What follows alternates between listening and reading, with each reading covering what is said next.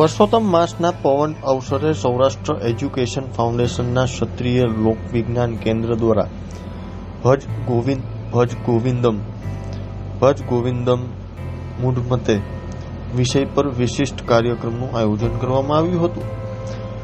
વિશ્વવિખ્યાત ખગોળ વૈજ્ઞાનિક ડોક્ટર જે રાવલે જગતગુરુ આંધ શંકરાચાર્ય રચિત ભજ ગોવિંદમ સૂત્રોના આધ્યાત્મિક મહિમા સાથે વૈજ્ઞાનિક અને જીવન મૂલ્ય આધારિત પાસાઓ પર પ્રકાશ પાડ્યો હતો.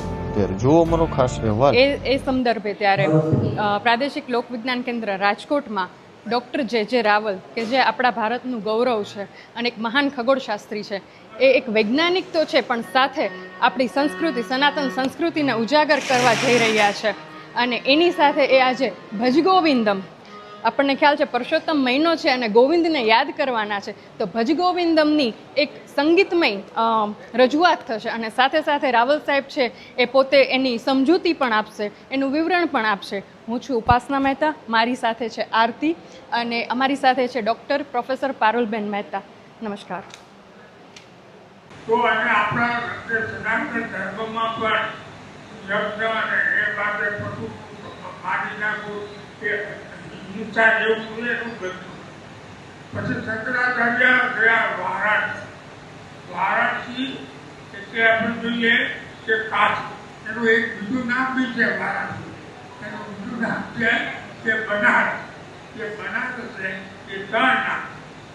તો શંકર ભગવાન કહે છે કે હું છે ને બધા મારા 12 તીર્થો છે, દ્વાદશ જ્યોતિર્લિંગ છે, એમાં હું રહું છું તો વારાણસીમાં, અને વારાણસી બહુ પ્રિય છે. શંકરાચાર્ય મહારાજ એ છે ને એ ત્યાં વારાણસીમાં ગયા. વારાણસીની બીજી એક તો વિશિષ્ટતા શું હતી કે એની ગલીઓ બહુ સારી, માંડ 2 જણા ચાલે. અને એ જમાને હવે તો આ નરેન્દ્રભાઈ મોદી ત્યાંના સંસદ છે એટલે એને છે ને બધી જેટલી બને એટલી વેદોને પહોળી કરી. પણ ત્યાં જે વાત કરી તો એક દિવસ શંકરાચાર્ય જબરદસ્ત તેજસ્વી મુખ અને મુંડન કરે. એ મુંડનમાંથી બી ફોટા પાડવું અને એમને ભગવા વસ્ત્ર પહેરેલા દંડાને કમળ આવતા. તો એની સામે એક જે ચાંદા છે, તો શંકરાચાર્ય શું કહ્યું કે ચાંદા થોડો દૂર ના.